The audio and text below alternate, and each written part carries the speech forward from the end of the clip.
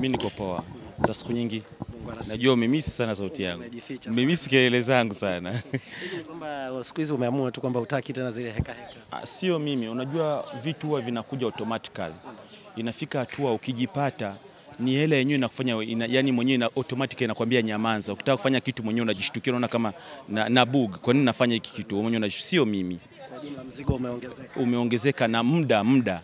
Yes. Ukiwa na pesa automatically mwenyewe huwezi pia. Unaona wakina Mwijao wakina Babalevo wakijipata vizuri kama nimejipata, hutoenda hizo kelele.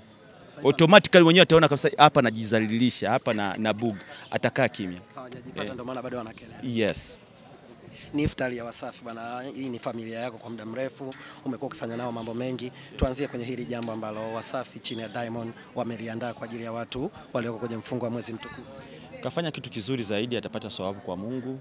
Iftari kama hivi tumeitikia, tumealikwa, tumekuja, tunakuja tuchangie chakula pamoja, tuonane, tusalimiane, tujuliane hali. Hivyo na ni sehemu pekee yenye kukutana kwa sababu unajua mara nyingi huwa tukutani. Kama hivi inapendeza zaidi, inampendeza Mungu, inaongeza upendo. Yes. Kumekuwa na maneno mengi kwenye mitandao kwamba hawa watu maarufu kuandaa iftari kama hivi, alafu kualika watu maarufu, ikiwa mtaani huko kuna watu wenye uhitaji wengi tu na wanahitaji support pia.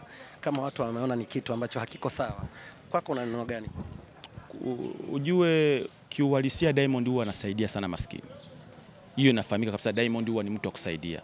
Kwa hiyo anapoandaa kama iftari, hawezi kumwalika mtu mmoja mwenye amjua, analika watu wa karibu anaowajua. Atampigia simu Mwajuma, anamjua Mwajuma, lazima mpigie mtu Aristote, ampigie sijui fulani watu wanaowajua, wanajumuika kwa pamoja, wanaweza hivyo. Lakini kwa kusaidia watu wasiojiweza anasaidia sana. Jamii naona. Yes.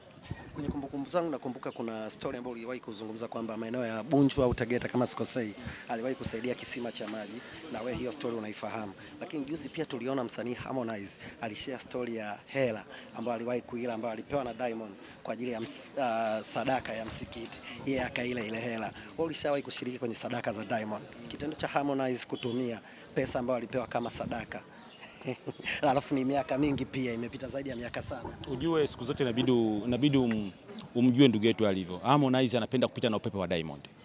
Hamna Harmonize bila Diamond.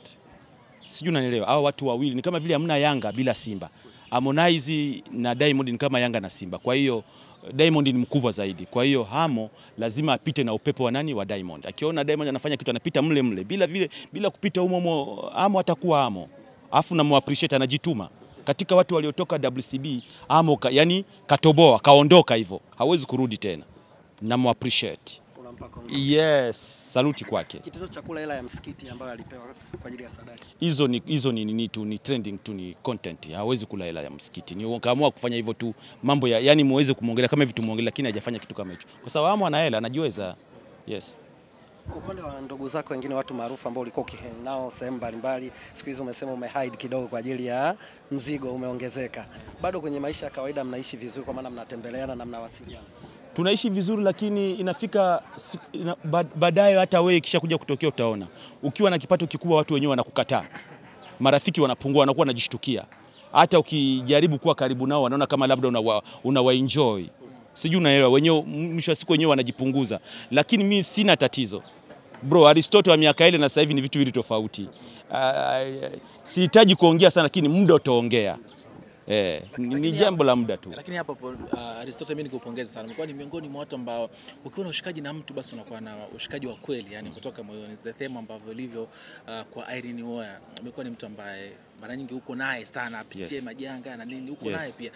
Ile Uwoya kumsema watu kwamba ameokoka lakini still bado mavazi yake, matendo yake unaona kama hayajabadilika. Inakukechi kwa namna gani hasa kwa upande wako kwa sababu unatoka karibu? Ujue ukiwa Irene ni rafiki yangu. Diamond ni rafiki yangu. Baadhi ya marafiki zangu nyinyi mnawajua. Mimi ni na ule ushabiki au na ule upendo real. Siko kwa mtu kwa ajili ya kitu. Ukiwa na urafiki wa mtu, ukiwa rafiki wa mtu kwa ajili ya kitu, kile kitu kikiisha maana yake urafiki utakuwa umefanya nini? Umeisha. Irene mimi ni rafiki yangu damu. Sijui unaelewa. Awepo na majanga, sio na majanga, yule ni rafiki. Siko naye kwa ajili ya kitu. Sijui unaelewa.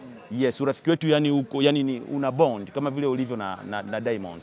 Kwa nini huduma yake watu wamekuwa wakibeza, watu wanaona kama hadeserve kuwa mtumishi wa Mungu?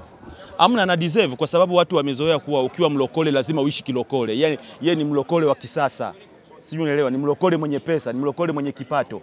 Kwa hiyo hawezi kuishi kama watu wanavyotaka aishi yeye. No, anaishi anavyotaka yeye. Cha msingi Mungu anajua kwa sababu yuko kaokoka basi. Wengine mkipiga kelele haimuhusu, maisha yanaenda. Okay. Yes. Unaungana na watu ambao wanasema mavazi wakati mwingine pia lazima yazingatiwe hasa kwa watumishi wa Mungu. Kuna siku Irene ashawahi kuvaa Gucci? Bado. Anakuuliza unaposema mavazi gani ya Irene yanayokukera wewe? Watu lile bata wanalizungumzia sana Aristotle. Ukiwa na hela lazima ule bata bro. Ukiwa na hela lazima utumie hela. Yes. Mimi sijaona ubaya wowote. Hizo ni comment tu za watu wenye waliofeli, wanapenda kuzungumzia vitu sio kwa na mantiki. Hapo maswali yameisha. Na kuhusu labda kanisa ambalo alisema nani Irene anajenga.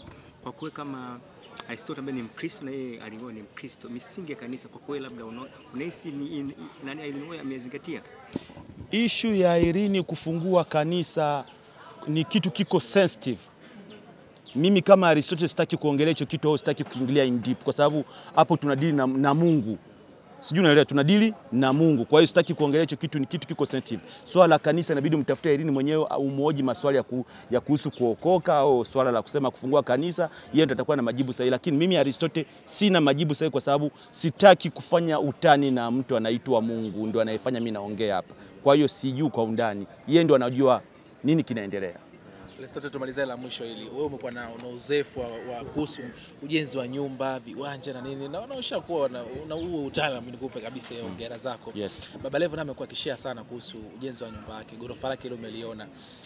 Unahisi yeye ndio atakuwa mtu influencer wa kwanza Tanzania nyumba yake kuonekana ina gharama sana kwa uzoefu wako?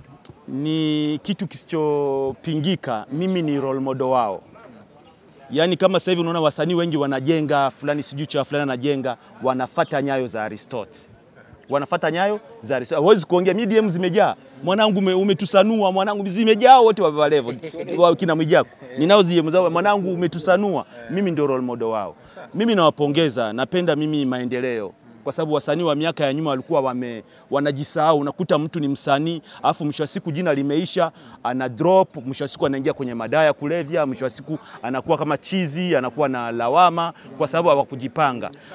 Kwa sisi sasa hivi tuliopata hiyo bahati ya kuwa na baadhi ya vijijina, kukuwa na vijina vidogo, lazima tu maintain hilo jina letu kwa baadaye tusie tukawa kichekesho. Ndio maana mimi ni moga wa kesho sana. Niko makini sana na kuhusu kesho. Wasije akamwambia mwanangu unaona baba yako alikuwaga hivi, no. Mimi nimejipanga bro kwa uzee wangu.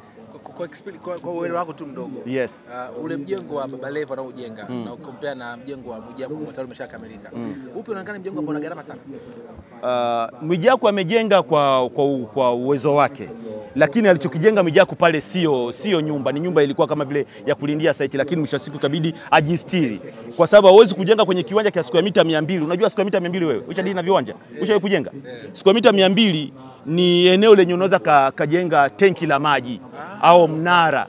Sijui unaelewa, au kijumba cha mlinzi, lakini ikaweza kukimaintain kile kiwanja kwa square mita 200, kaweka nyumba yake na anaishi na familia yake, maisha yanaenda. Baba Levo ka upgrade alivyojenga. Kama atafanyikiwa kumaliza ile nyumba kama ilivyo kwenye ramani, ndampongeza na ndamu appreciate kwa sababu sio jambo rahisi kama anavyofikiria. Bro, kwenye ujenzi pale Baba Levo alipofika bado. Yaani kama muziki ndio iko studio. Sijui unaelewa, bado sana. Yaani asijigambe kabisa pale bado. Ile ni boma tu, sio nyumba ile bado. Nyumba inakuja kwenye kitu kinaitwa finishing. Hebu sema finishing. Yes. Yes, karibu.